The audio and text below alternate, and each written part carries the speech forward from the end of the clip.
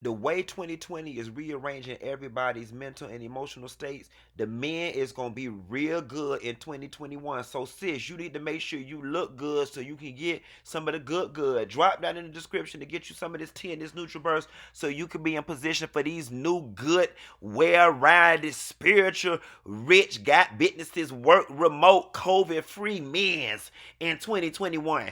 Bye. Y'all, Karen got her a new house, an old man, and a new suit. Yes, God, honey. This was the Karen Hugo Welcome to Potomac, Welcome Back to Potomac episode. I know y'all want to talk about it, so I ain't even going to ask you about it. Here you go.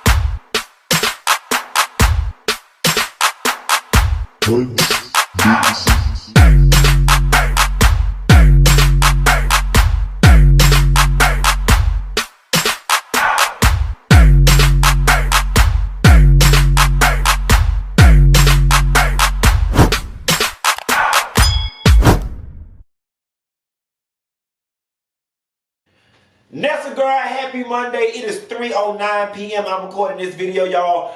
I was trying to get to y'all early this morning, but after being out of town for about 4 or 5 days and having a birthday weekend, mama is all backed up and I was feeling guilty about it. Then I said, you know what, bitch? Bitch, you on your way to being rich and you only turned 37 one time. Fuck them people. Them people can wait. I'm talking about y'all, Nessa girl. Fuck y'all. Y'all can wait, okay? Y'all bitch shit. When I fuck around and turn 40, bitch, you better be dead because your ass might be waiting 3 months for a damn video. The way I'm a Tootsie Roll around the 7 seas. Sweet dreams are made of these. Who am I to disagree? Travel the world in the cement, the world. Everybody is looking for something. They looking for me. And I may not come when you want me, but I'll be there right on time. Yes, see that's how Monica gonna kill Brandy. But I'll be there right on time. That's a whole other video. Let me talk about Karen now. So the episode opens up with Giselle at dance class with her daughter, Grace. I'm gonna tell you something, you know, as I get older, I start to look at and reevaluate just all the things that my parents did not do that I wish they did, that I wish they would have had the tools to have done to help make me and my siblings better people. For a while when I was younger, especially in my 20s, you know, I beat them up about it. I was pissed, I was angry. Through maturity, therapy, and some other tools that I have in my toolbox, I've come to realize that people do the best they can with what they have. One thing that I admired about that scene a whole lot was the fact that Giselle has identified that something is going on in Grace's mind. And in the kind of household that I was raised in, my parents wouldn't have gave two shits. Would have been do as I say, not as I do. Don't ask me no damn questions. Take your ass to your room. I'm grown. Don't question me. You don't pay no bills around here.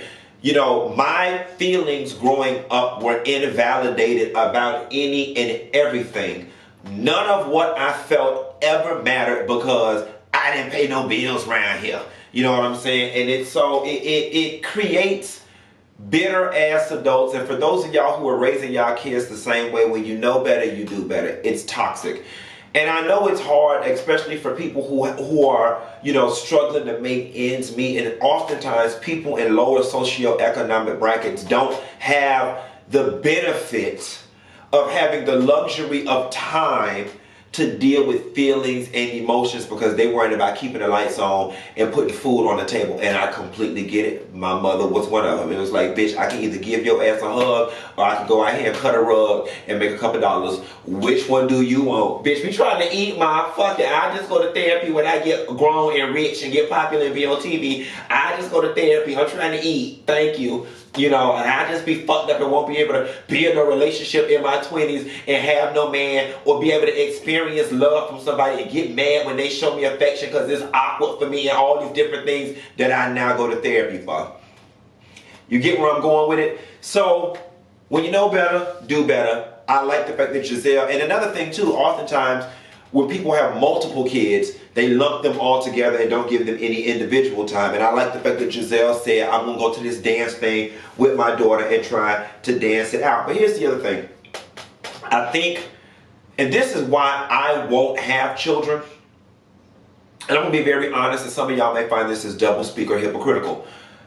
Part of the reason why I won't have children, outside of the fact that I just don't want the little bastards, I don't want children because I have a very high standard of how I believe children should be raised, and I don't even believe I can meet the very standard that I've set for how children should be raised. That being said, my next statement in my notes was going to be, Giselle needs to stop trying to make those girls comfortable with something that they are obviously uncomfortable about. I just don't think the payoff is going to be there. And you know, when she sat down with Kal was saying to her, you know, yeah, and we're going to talk about it. Yeah, you have feelings and you have needs and stuff too. But the way my parenting is set up is that your needs subordinate to those of those children. And get your needs met when they go off to college. You know, you know, keep riding Jamal out right now and just make sure he got all the cheating out of him, girl. The new birth, listen, if Jamal is as sneaky as I believe he is, the new birth money gonna be there, child. It's gonna be there when them girls go to college. Just hold on a little longer and a little bit stronger. Moving right along. What's the next on the agenda? Karen and her messy ass friend Matt is back. You know, I don't know why. It's something about Matt and Karen that just slightly gets under my skin. And if I'm honest about it, if I'm honest about it,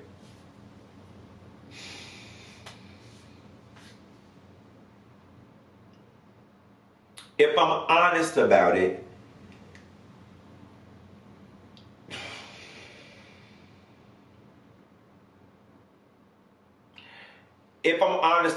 probably has something to do with the fact that he's white. Then it didn't make it any better that the white videographer walked in there. And then it didn't make it no better that the white song person walked in there. I can't quite put my hand on it, and I'm going to beat some of y'all to the punch.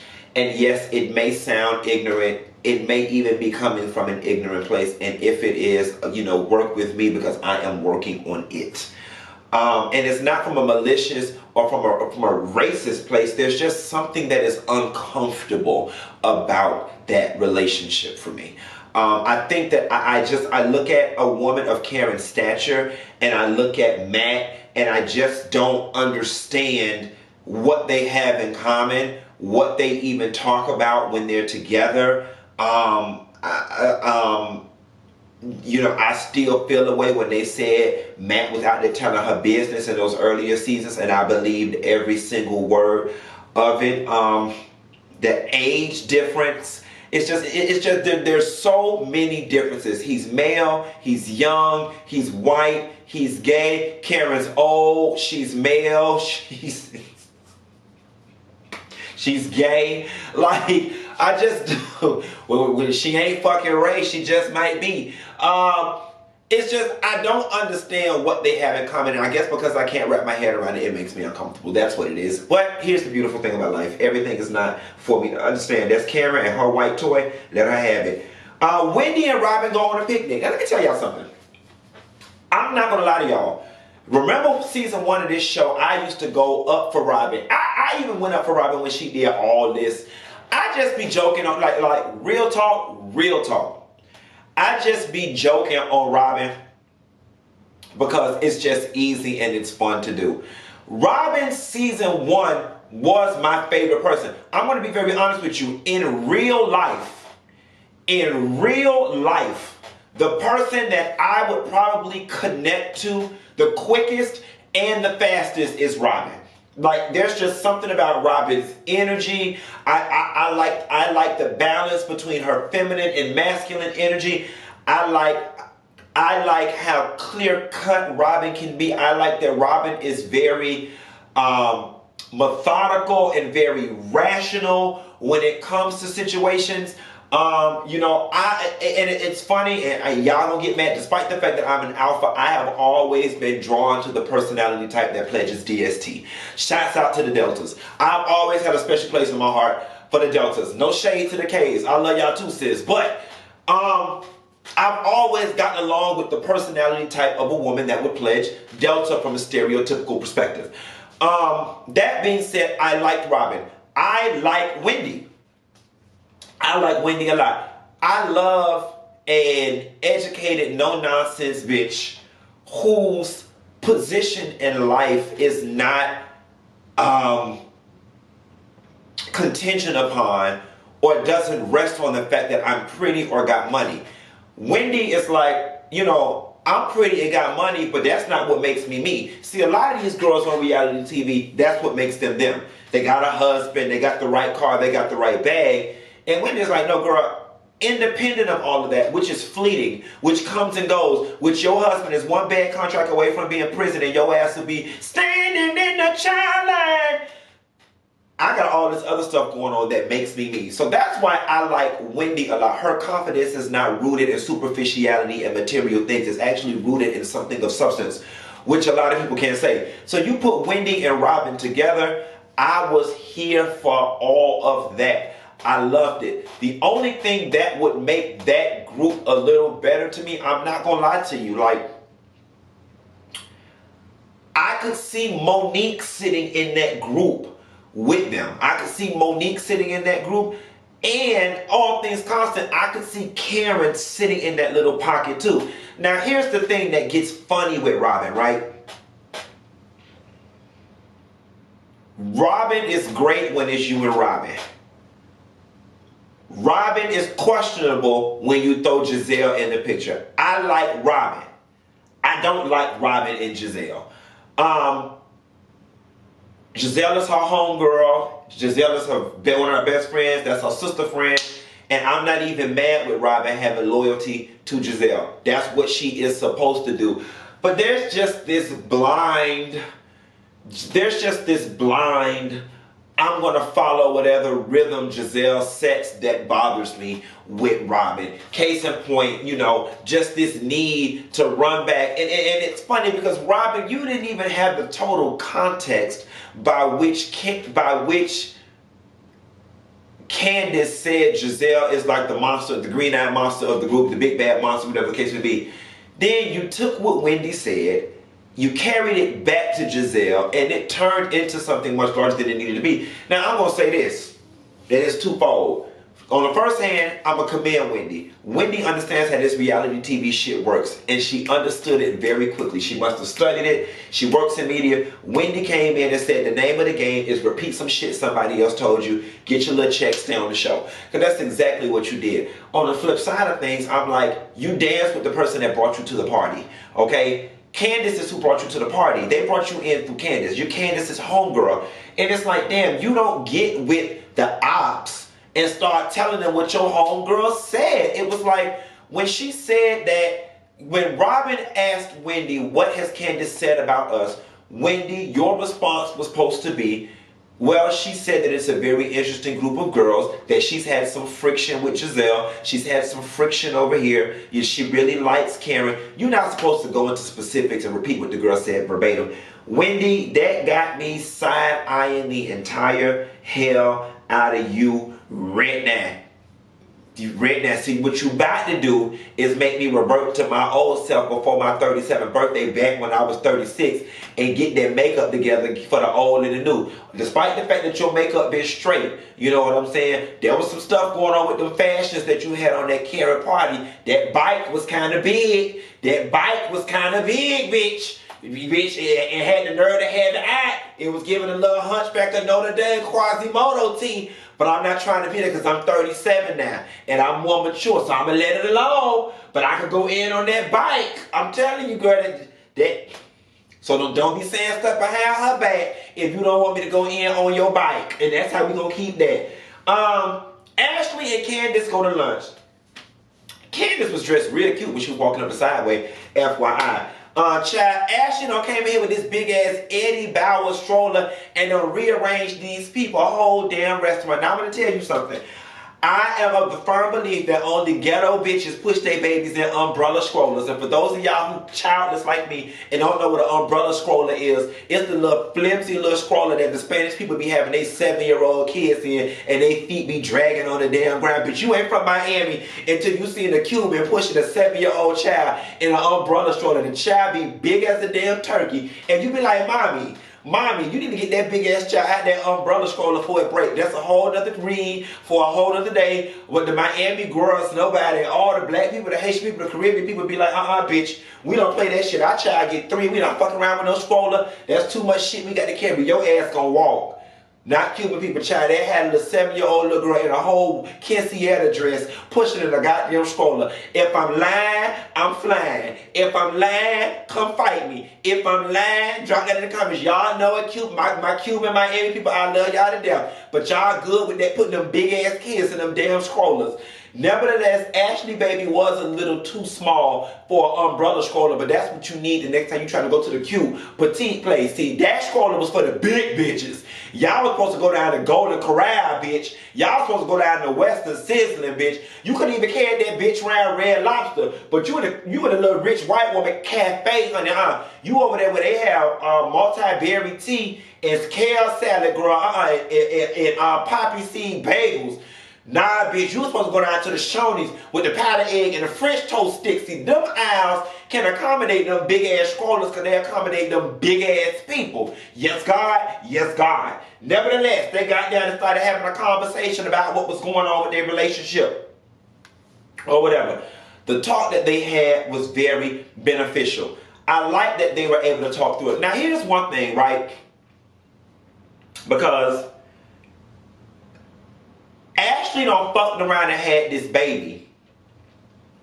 And I am of the belief babies mature people. Babies make people see the bigger picture in life. Babies can help take some of that messiness out of you. Okay? Some people in the comment section helped me understand or brought this back to my attention.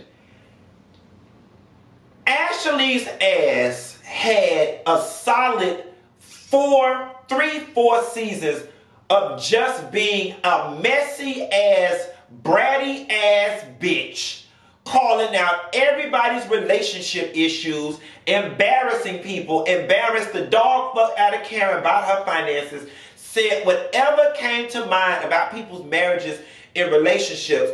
Now all of a sudden she is this poor, defenseless mommy victim. Y'all had to help bring that back to the forefront. And I'm like, you know what, girl, that's right, Dineva. Your judgment done got clouded. Here is the reality of the situation. And I ain't add nothing to it. I ain't taking nothing from it. Okay? Ashley and Candiace both were equally as wrong going back and forth with them damn Twitter fingers. Y'all both are equally as reckless and ruthless with y'all goddamn mouths. I don't understand for the life of me, and fuck y'all, this ain't got nothing to do with me interviewing Candiace. I don't understand how two people are engaged in war and somehow or another Candiace owes Ashley more of an apology than Ashley owes Candiace. They're fighting. So I think they both owe each other an apology that they can move the hell on. Like Candiace said on this video, and again, this is not me taking up for her. The girl did not know the girl was in the middle of labor. She's like, I don't fucking follow you. So we were actively involved in the Twitter war, and the show is going, and I'm tweeting in response to what I see. How the fuck am I supposed to know you got your legs up in a stirrup pushing out your paycheck? I'm just saying. Now, there are those of y'all who are going to want to believe when it comes to me and being biased. You've already got that in your mind. There's nothing I can do to change that for you. So go ahead and have at it. But I go to sleep at night priding myself in knowing that my mental process is very fair. And I have no problems calling a bitch out when they need to be called out. But I don't understand. And you know what? If I am being biased, can somebody please drop down in the comments and please explain to me? That's what I want. If you're going to call me that, I'm going to need you to back it up. So please explain to me how it is Candiace owes Ashley any more apology than Ashley owes Candiace. And I'll wait. Moving right along. They both was damn wrong. They both need to grow the fuck up. They both reckless as fuck when it comes to their Twitter fingers and running off in the mouth about business that's not theirs. Here's the thing though. When they got to arguing at the restaurant, this video, bitch, while I got a short amount of cliff notes, it's gonna be much longer than I want. My throat hurt.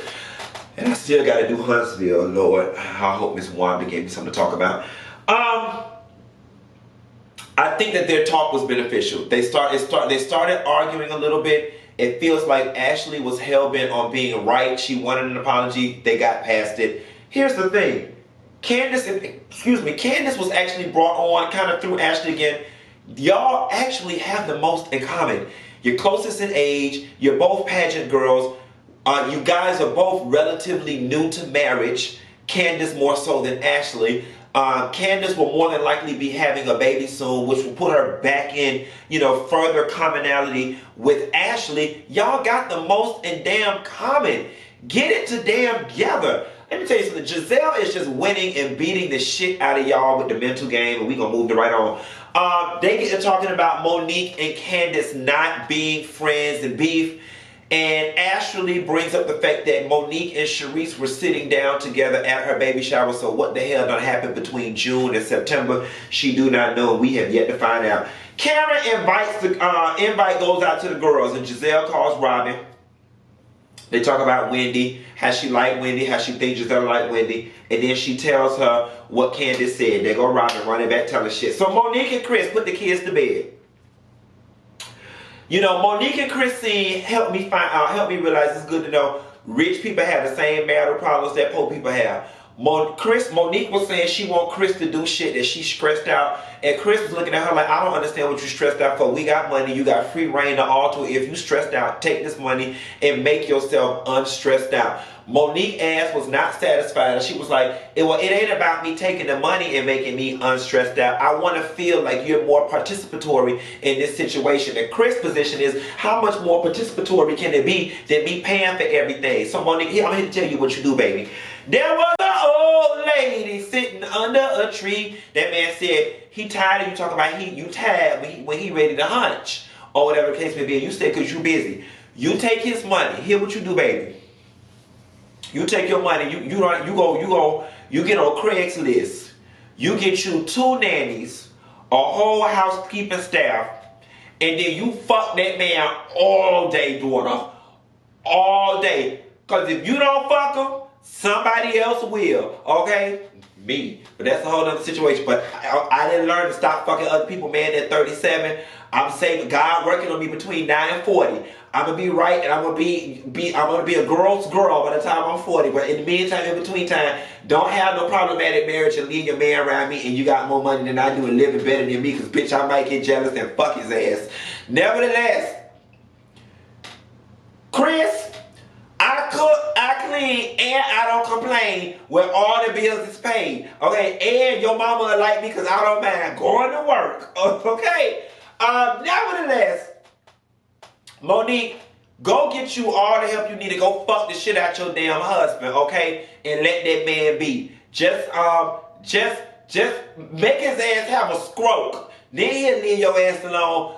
Fuck him till you can't fuck him no more. You know what I'm saying? And if you real bad about it, go on and get 2 or 3 more girls. Go on down to the strip club and sign an NDA like Candy and Todd did, and let all them fuck him too. I have his ass so fucked that he'll never say to me again nothing about he ain't getting it how he need it. Girl, I have so much coochie on the damn shelf. Yes, Lord, honey, but see, I was earning my man while I was learning my man. Something you young girls might not understand. No pain. Y'all know about it, Monique. You ain't ready, girl. When you ready to give him something he can feel. Call me, girl. I help you figure out what to do right now. I come around there and watch them damn kids, okay? And when I don't do dishes, but I come around there and help you watch the kids. You have to carry that bird with you now. When you go to the park there, the Meridian, you have to carry that damn bird with you. I don't do birds. That shit'll fuck around and be dead served on the plate with a platter. By the time you get back, kids, we talk about good, fuck around with that bird. And I ain't gonna let no kids talk back to me. I damn sure ain't finna let no bird do it. So you have to carry that bird with you. Or carry around Ashley Mammy house and let it perch on that damn bird's nest she called a wig. You can't leave the bird there, but I watch the kids. Candiace and Chris have a picnic, and Chris asked Candiace why she isn't ready for children. You know, again, I'm going to further reiterate, doubt means don't.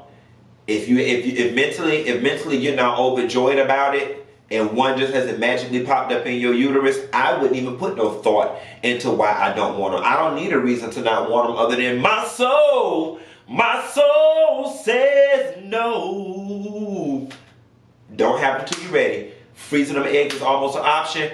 Janet Holly Berry pushed them kids out at 50 years old. Baby, you got enough damn time. You got enough time. Kal came over to Gizelle's house to better help her understand her children's position. You know, I really respect Kal. I really respect the Giselle and Kal relationship. You know, and some of you women on here might take exception with what I'm about to say. There is a very unique relationship between the black woman and the black gay man, right? Especially at its core. Now, sometimes these relationships get out of sorts, but oftentimes, we, the black gay man, we get a level of intimacy and support from the black woman that we can't find elsewhere.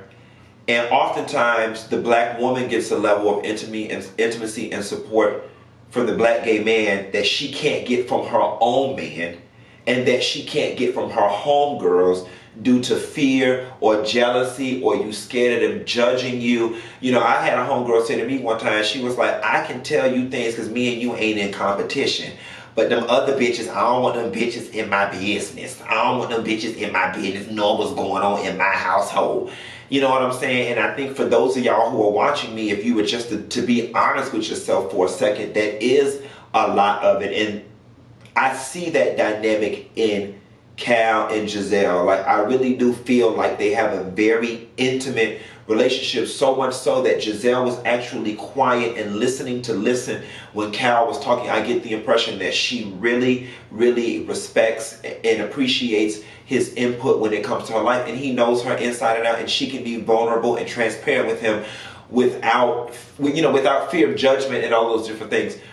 His words brought her to tears, and not to mention he was very sensible. Y'all know I always identify and connect with the sensible characters on TV. So shouts out to Kal for being a good friend to Giselle. If only he could get her ass to be a better person. And Kal, now here's what I'm going to get you together, daughter. You do Giselle's hair, and that's great. But if you're going to be her gay Judy, I'm going to need you to help her get her fashions together, okay? And yes, that may not be your lane. But nigga, you know some damn body. Bitch, you sit at the brunch table with some damn body that boots clothes. I know all her money tied up with her renovations right now, okay? So she need her a good booster on a Marlo Hampton level. Can we please help Giselle? Like, and I know that they say, you know, beauty is subjective and fashion is subjective and what makes you feel good. But Giselle, you subject us to some tacky ass shit. The sequins, the majorette boobs up to the thigh. It was just giving me Party City realness. Real costumey base. Like real Bratz doll. The only thing you was missing was two Pippi Longstocking things, and you would have just been a Bratz doll or some sort of character. But girl, I mean, if your milkshake is bringing the mess to the yard, then have at it, child, I guess. Everybody got to the party and looked fabulous, including Wendy and her big bike. I just want to throw that out there, Wendy, just in case you decide you want to get it beside yourself next week. I see that bike.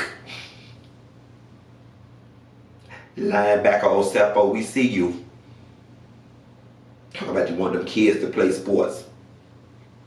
Let me find out you the real linebacker in the family. I said I was not going to go in on this lady Quintus. I had chocolate milk, y'all, before this thing started. FYI. So, Candiace says she wants to talk to Giselle. I'm about to give y'all something, a life lesson. Giselle gets snappy with her.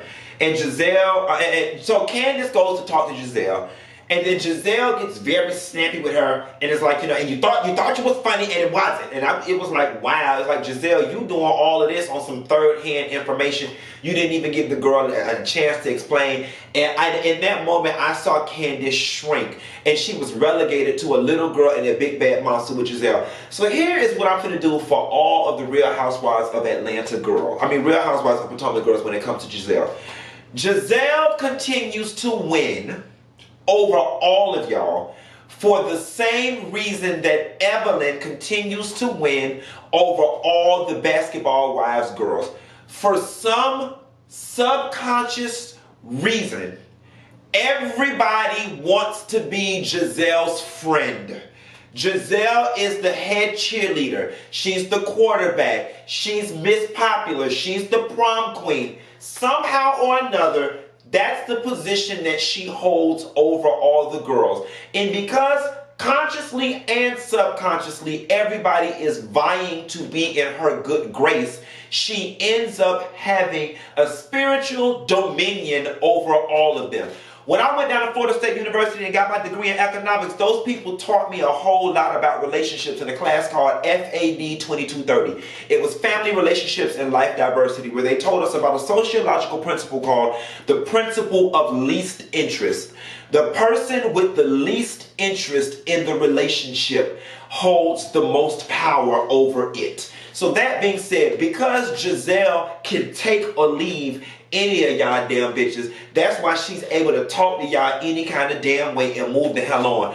Because y'all are trying to be such friends with her is why y'all take the abuse and why she continues to have dominion over y'all, because y'all have more interest in the relationship than she does. Y'all want to be her friend so bad. Oh my God, it'd just be so great to be on Giselle's good side. Oh my God, I'm so tired of fighting with Giselle. Can I just get her to like me? And because she can take or leave y'all, she has the most power. So the way to conquer and rule over Giselle is to develop a strong subconscious disdain, dislike, and indifference for the relationship. You will neutralize her and win. That is why Karen wins over Giselle all the time, because Karen can care less in the hell about Giselle, about Giselle's approval. None of Karen's setup, confidence, money, or anything comes from the approval of Giselle. And when it comes to real life, Karen runs circles around Giselle in the social circles, and that's why she has the least interest in the relationship with Giselle. Therefore, she has more power